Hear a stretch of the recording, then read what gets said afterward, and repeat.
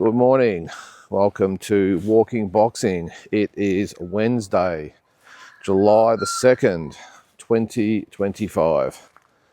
And a few Aussies in the news today, or the topic of discussion for today. I think we've covered Jake Paul to death. We covered a lot of the fights coming up. Actually, one fight I didn't mention yesterday, and I was kicking myself after mentioning a few of the fights that are coming on in July. I forgot that Andrew Maloney is fighting as RG Cortez in an IBF Eliminator. I think it's also that weekend of all the other fights, July 19th. So we've got Tim against Fundora, of course, Manny against Barrios in the main event. We've got Alexander Usyk and Dubois, and we've got Bam Rodriguez and Cafu, but throw in there Andrew Maloney and RG Cortez. So big weekend for Aussies. I know Tim Tszyu will probably get all the attention, but we've also got Andrew Maloney in the in a world title eliminator that weekend as well. So apologies that I forgot about Andrew Maloney, the monster. Used to be called the Little Bull. Did Andrew? Now he's the monster. I'll get to a couple of other Aussies in the news in a second. Not overly for good reasons, one of them anyway.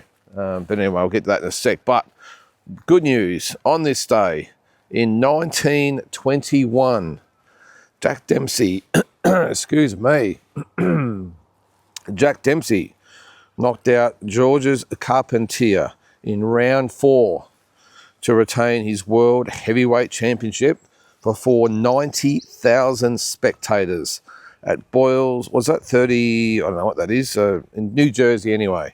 Jersey City, New Jersey. 90,000 people to watch that. And it generated the sport's first $1 million gate. $1.7 million in revenue at the gate. And was also the first sporting event ever broadcast on live radio. That's how big the sport was back then. I mean, it's still massive today, but of course we didn't have pay-per-view TV and all that, but 90,000 people turned up. So what a day that was. Now, I actually did the sums on this, and the equivalent to in today's market would be $30.5 million at the gate, which would put it right up there with all the biggest fights. Including the Mayweathers and Pacquiao's and De La Hoyas and Canelos. It would match that, $30.5 million. I think it would actually probably go past a lot of them. Probably not Mayweather and Pacquiao, but what a massive fight that would have been. The equation rate back then, so it was 1.7. It's equivalent to 30.5 in today's money. So, also on this day in 1925, the great Harry Greb defeated Mickey Walker by unanimous decision to retain the world middleweight title. This one was in front of 50,000 people at the Polo Grounds in New York. This one. So I'm just trying to see there. Oh, look out. A little bit of trivia there.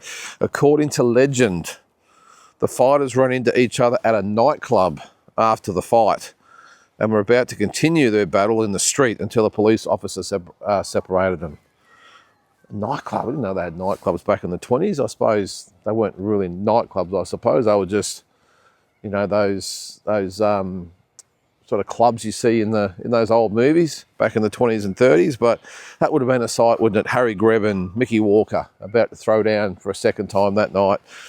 The golden age of boxing back then, wasn't it? Just amazing. All right, on to today's news. Now, good news was I heard Barry Michael on SEN yesterday. It's the radio here in Melbourne. It's all over Australia, but I heard it here in Melbourne. And it was amazing just great to listen to him talk about his history. Now, I've heard a lot of the stories before. I've talked to Barry many times, but the amount of times I've heard the stories, they never change. So which means to me they're 100% true, but he tells a lot of stories about him, his history. And I can't believe this guy, after, I can't remember exactly how many fights he had, was around 60 or something, still absolutely sharp as a tack. Sharp as a tack, sharp as a razor, whatever you might want to call it. But all the wars that he had, and you can tell all his stories just off by heart, and doesn't skip a beat. And just one of our really unheralded great world champions that we had, Barry Michael.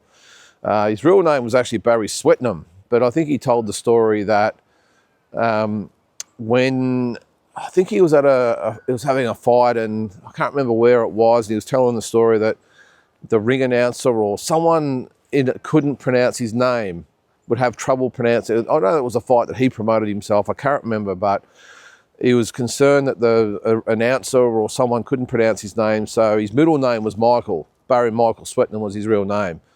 And he just said, look, just call me Barry Michael. And it sort of stuck. And apparently his dad was good with it. Not sure I'd like my son just to change his name. Just to appease an announcer or a commentator or something. I can't remember what it was. But anyway, Barry Michael was born, I suppose, if you might want to put it that way. And he had some great wars over the years. And he was one of those fighters, and I'm sure they're still around today. Well, they're everywhere, of course. But he's one of those fighters that he toiled away in gyms and fighting, just fighting often and fighting really tough guys. I mean, he had that fight with Al Earthquake Carter they brought out here, and he upset him. Still didn't get a world title shot, by the way. But just, as I said, toiling away in gyms and fighting for peanuts and really getting sort of mucked around by a lot of promoters and all that out there. And he just kept at it. And then a little bit of luck came his way, and it was in the form of the Master Blaster, Lester Ellis. Now, Lester Ellis won the world title in February 1985 and defended it against Rod Sequinin. And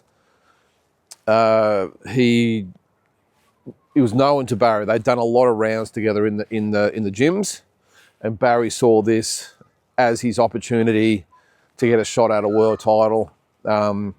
And they used to do a lot of rounds in the gym together, and Lester was just a kid. Barry was, an established adult, would have been in his mid to sort of late 20s, or probably mid-20s, and Lester was pretty much, still a sort of in his mid-teens when they were doing all the sparring together. But Barry, according to him, knew he had it over Lester, knew he could get to him. And when Lester won that world title, he began his campaign to get a shot at the title. And he really was vocal about getting his opportunity, and they fell for it, and they took the fight. The first bit of controversy was the trainer, Dana Goodson, the late Dana Goodson. He was Barry Michael's trainer. He came out here from the States and was Barry Michael's trainer. They separated. I can't remember the exact reason why they split. It was amicable from all accounts, but then all of a sudden, Dana Goodson is training Lester Ellis, which added some more spice to the whole thing, and it was a really spiteful lead up to the fight. But Barry was cool as a cucumber. He knew, according to him, he knew that he always just had that over Lester. He was always going to be the sort of the big brother type to Lester, and Lester sort of knew that Barry had his measure. And he kept talking to him right up to the fight in the ring. I remember at the face-off. And Barry sort of just continuing to talk to him, Lester doing his best to talk back or go with Barry, and right through the fight talking to him, and just really got to Lester. And Lester did have his opportunity though. In the third round, he hurt Barry badly and ran out of time, and I don't think really quite knew he had Barry as hurt as he was. But I mean, everyone watching could see that Barry was really shaken, which was very rare for Barry. He was such a tough guy. Very, very hard to hit. Well, not hard to hit, but hard to hurt.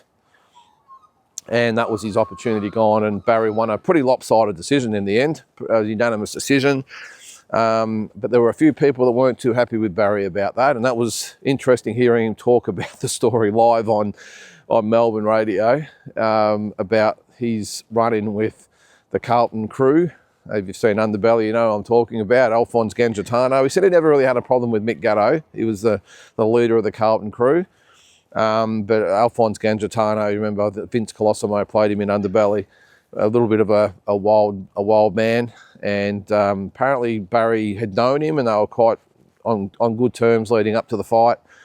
And Barry said, mate, don't bet on Leicester, because he was a big Leicester fan. And he said, don't bet on Leicester, mate. He said, I'm making the weight easy. Because that was the other thing. Barry had to come down from, well, as high as 140. Went from 140, 135, and then down to 126 for this. 140, 135, and then down to 130 for this fight.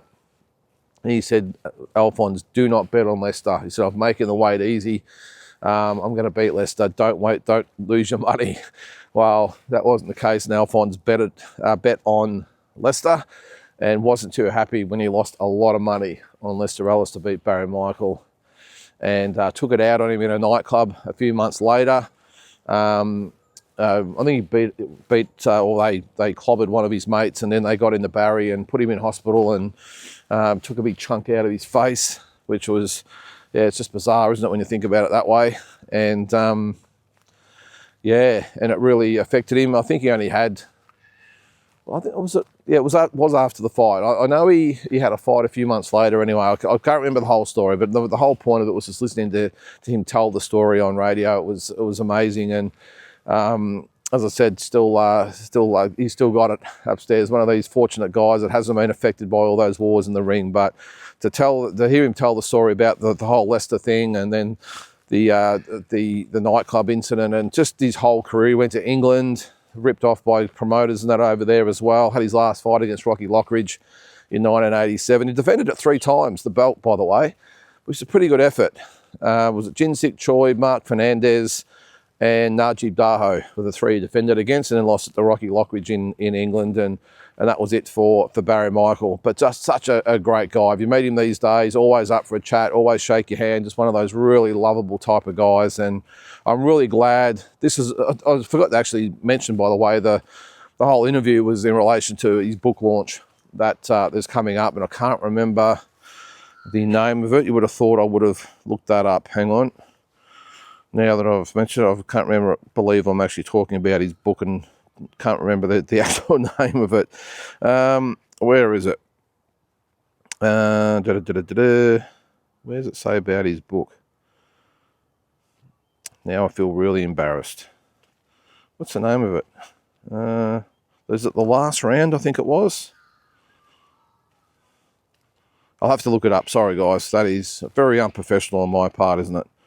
Where is it? Sorry, Last Man Standing is the name of the book. Sorry about that. The Last Man Standing. And if you actually want to go to the book launch, it is on July the 12th. It's a Saturday at Pelicans Landing in Syme Street, Williamstown at 1 p.m. So go down and support Barry Michael. Tickets are $50. Includes a copy of the book, which I'm sure will be autographed by Barry. And you get some finger food and all that as well. So go down and support Barry. But one of the absolute best figures in Australian boxing, he really is. And he's done a lot as well. He's managed fighters, trained fighters. He's promoted events, all these sorts of stuff. So just a really great part of Australian boxing is Barry Michael. So all the best to him and the launch of his book. All right, another Aussie legend it wasn't exactly in the news. I just noticed it yesterday. I'm talking about Jeff Fenech. He announced, it was on a news site that he's becoming a grandfather. So congratulations to Jeff and Susie. But I tell you what, I sort of got me thinking about why I don't really put much on social media. Not that I'm obviously anywhere near what Jeff Fenech is, not many people are, but he shared an article and the comments. The first thing I saw of the article, his post, was something about, the keyboard warriors and haters and all no balls, and I thought, what's going on here? So I looked at the actual article that it announced the impending arrival of his grandchild. I think it's Kayla, is his daughter that's pregnant with rugby guys at Brandon Best, I think it is. I'm not familiar with him, but just the comments, oh my God. Now, Jeff made the mistake, in my opinion, of actually responding to a lot of those comments with not very nice remarks himself, but sometimes I was thinking to myself, sometimes you can't blame people like Jeff for responding to these people. Just cowards. They really are. Now, I know Jeff is not everyone's cup of tea, and I know he's had a little bit of a checkered past, and yes, there are all the jokes about the stolen watches and all the rest of it, but some of the comments there about the Kayla and Brandon, I mean, the photo they put up of him had a necklace with his last name encrusted in diamonds or whatever it was, and so he's an easy target, and Kayla's an easy target as well, and of course Jeff is. But I was thinking, geez, is this what society has become, where we just, instead of just not commenting at all and just scrolling past and saying, oh yeah, whatever, and you got to jump on there and not just have a little bit of a smart ass remark, say some pretty putrid things. I was thinking, well, it's not that it's just more commonplace today. I think it's always been that way. It's just that now these days they've got a voice, they've got a platform, social media. But I just think to myself, just scroll on by. Even if you don't like Jeff and you're thinking something clever to say, why do you got to put it on social media? And I'm not talking about just some regular, laughable stuff. I'm talking about some pretty sick sort of stuff, that I was thinking. And the thing is, I was sort of putting myself in, and yeah, you can sort of laugh about it and go, it's water, just water off a duck's back and just move on, get on, but don't let it get to you. But I was thinking, geez, what would I do if I was in that situation? If someone said that about my son, or in this case, his daughter, I'd be extremely pissed and insulted and very, very hurt as well. And people forget that, they're only human, they've got feelings, but I don't know. I won't go into a lot of the comments, but I'm sure if you're out there, you'll know what I'm talking about. But all I'll say is, hey, congratulations to him. If you don't want to say that, just don't say anything at all. It just doesn't make much sense to me sometimes, as I said, but people jump on there and think they're clever. I'll tell you one thing, I wouldn't be, some of the commenters on there wouldn't be putting my profile public when you've got someone like Jeff Fenech around, where your details are on there and maybe your address or whatever it might be, or track you down. But I would do the same. I mean, just don't say anything at all. Fair income. I will say something. Congratulations to Jeff and Kayla and Brandon for the arrival of the baby. I mean, come on. This day and age, we're just so bloody spiteful sometimes and just nasty. Just nasty. Anyway, all the best to Jeff. All right, a couple of other or more Aussie news. Liam Paro and Liam Wilson have both been ordered to have IBF elimination fights. Now, Liam Paro has been ordered to fight Lindolfo Delgado, Mexican, for the IBF 140-pound title, of course, held by Richardson Hitchens. So not sure when that fight will land, but that is the landscape at the moment for Liam Paro. So Delgado is 23-0, 16 knockouts. Number 12 on BoxRec. Not sure that means a lot, but that will be Liam's next fight. And then Liam Wilson will fight Sultan Zorbek. He's been ordered by the IBF for a super featherweight eliminator, and that is held by Eduardo Sugar Nunez. So it looks like Liam, if he can get past Sultan Zorbek, who is 20-0, 13 knockouts, he will get a crack at Eduardo Nunez. So big news for a couple of Aussie fighters doing great things at the moment, Liam Wilson and Liam Paro. Speaking of ratings, it's happened. Jake Paul is officially ranked at number 14 in the WBA. Yes, it has happened. So he's now eligible to fight for the World Cruiserweight title. Yes.